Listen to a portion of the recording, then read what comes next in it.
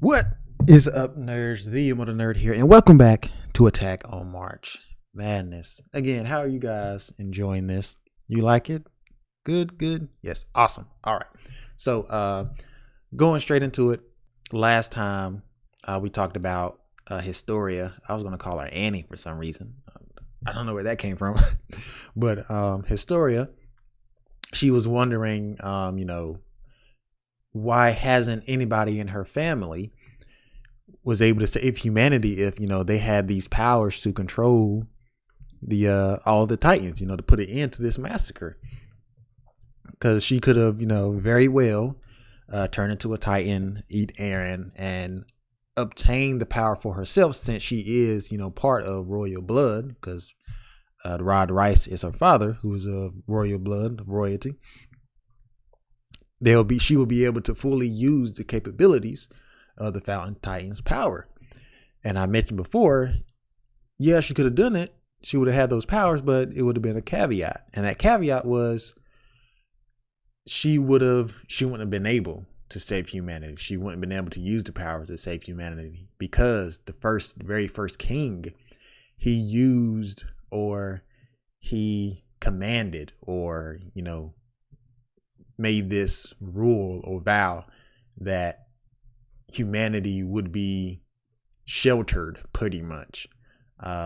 They would live in fear of the Titans, so that way they have no reason to look beyond the walls.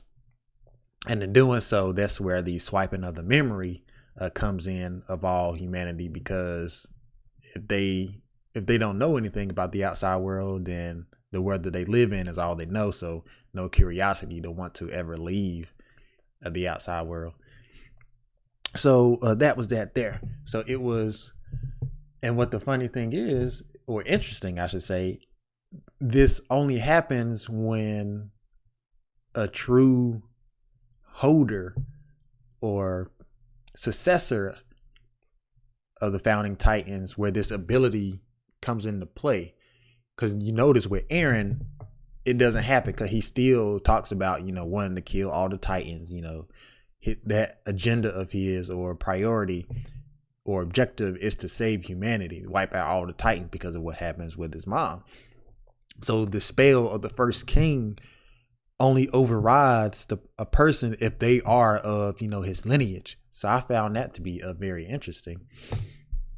But yeah, she would have been able to eat Eren, get all this power, but the king's will, what they called it, the king's will would have taken over her mind, and she would have kept doing what everybody else has been doing before her, just following this same blueprint to keep humanity in check, really. So that was the big caveat there, the big turnaround. So that got her questioning things a whole lot more. And her father was trying to get her to, to do it or whatever. And she kept asking him, like, why didn't he do it or whatever? And he was like giving, these lame excuses or whatever. But I can't remember if he was the oldest or his brother was. I can't remember his name. But yeah, I think it's like whoever is the oldest, they the one that takes the power. And I guess his brother was the oldest. So that was that there. But that's not what it looked like had happened when he was telling this story to Historia on who was going to be the next one to inherit the powers. But you have to see it for yourselves. But anyway, things wasn't really adding up, and she was like, forget this. You talking about, being able to inherit these powers, or like being equivalent to God, but here you are. Like, why didn't you do this already? Like, why did you need me? Why did you need to wait this long in order for these plans to take about? You could have been did this by yourself. You could have killed me or whatever, and my mom that you had sex with that wasn't your wife became a Titan and do what things need to be done. But you trying to get me to do it, so something's really not up here. You're not really telling me the whole truth. So forget your plans, and I'm out of here. So with that being said, she knocked away this syringe because in order for her to become a Titan, there was this solution of like Titan fluid from their spinal fluid, and it had to be injected into her in order to become a Titan. Then eat Eren to get those Titan powers, and it was like that was like the only one left, I believe, or that he had in his possession anyway. And she knocked it out of his hand and it broke. Now with this solution, it's a very not combustible, but a sensible solution. So if it's what's the word, comes in contact with air, it starts to evaporate very quickly. So yeah, this happened, and he was like, "What are you doing? You messed up the plan." So in being desperate, he ends up, licking the solution off the floor, and he ends up becoming a Titan himself, which is like, all right, now you wanna be a Titan now when it's like too late. But anyway, yeah, he becomes this big old giant, even more colossal Titan because when you get to see him in full view, he's like many times over taller than what the Colossal Titan was. And you know how tall the Colossal Titan was. But yeah, so everything was starting to cave in. Levi and the new Levi squad, they had came in because they once they was able to figure out where Historia and Eren was, they had made their plans to take them back. And while all of this was going on, this conversation between Reiss and Historia, Levi and his group was battling with Kenny and his group, Kenny Elites versus the Levi squad. They was fighting it out. Levi and his crew, they was whooping tailed. Kenny Elites was being outnumbered. The only way that they was able to take control of the situation again was that they used their disadvantage to their advantage. And Hanji, she got hurt, or you don't really know the specificities of who this person is, but it makes it look like a woman. But hey, I can't really say anything about that there, but that's besides the point. Hanji ends up getting hurt, so that gives the Kenny Elites the window of opportunity to retreat. So they fall back, and Kenny and his crew, has to wait things out a little bit. So after that, that's when Reiss, he becomes this humongous Titan, and then everything this underground place starts to cave in. Levi and the crew, they're able to make their way through this opening and get their way to Eren because he's locked up, he's chained up. But they was able to free him, but it seemed it was kind of too late because they had no way out. Because every entryway and route was being blocked off because of this humongous Titan that Reiss was becoming. And it seemed like all but lost until Eren, he was like, you know what? Freak it. He took a chance. He saw this solution in the bottles, Titan solution, and for whatever reason, he was able to read it. Now, I don't know if it was in their language that they read or an ancient language.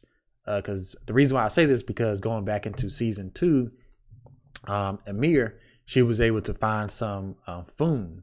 What was it? Salmon or some type of fish type of food in a can. And she gave it to Reina and Reina was like, hold up, how do you know what this is? Like, I can't read this language up here. Like, it's a very ancient language. How can you read this? And it looked like it was the same language that was on the bottle or whatever, but I don't know. Couldn't really tell, but he was able to see what it was. It said Titan armor. So he was like, let me grab this, ingest it, and, do something. And at that point in time, he was finally able to perform the hardening ability that Eren and Reina was able to do.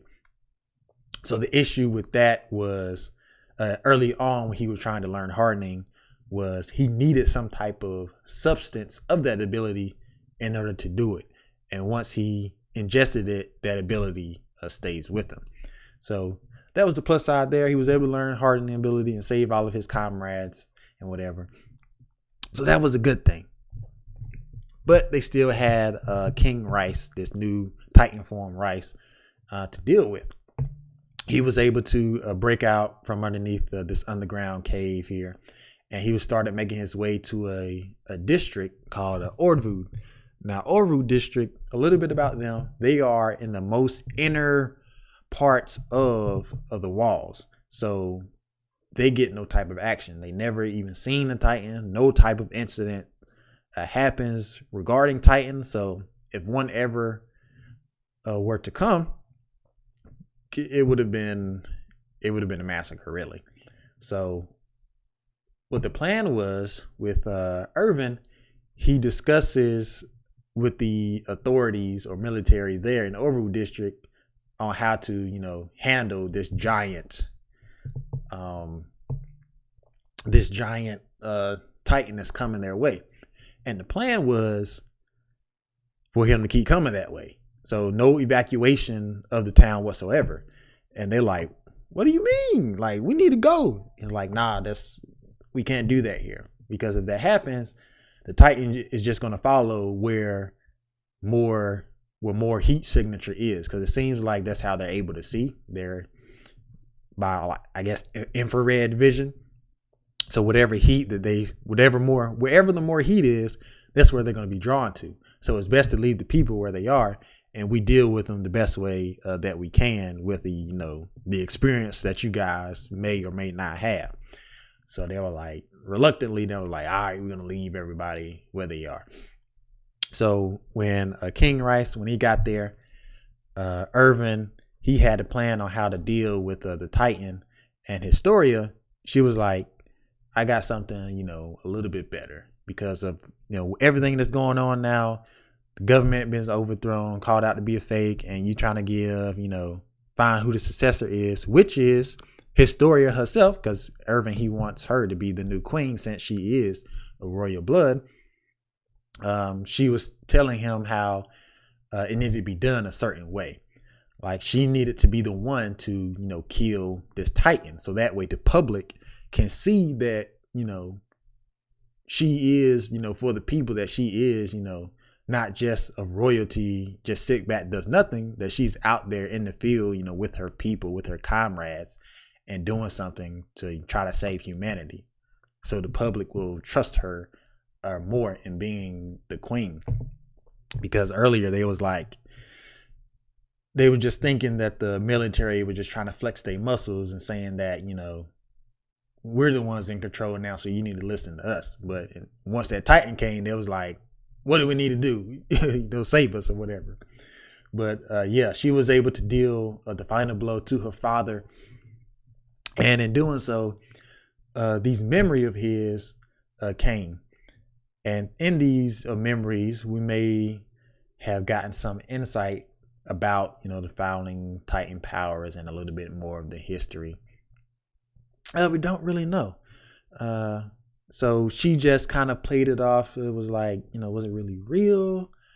I don't know, but it's not something to really, pass over, but I'm gonna just let it lay low for now. Like if it does pop back up, then it's something, kind of serious about this.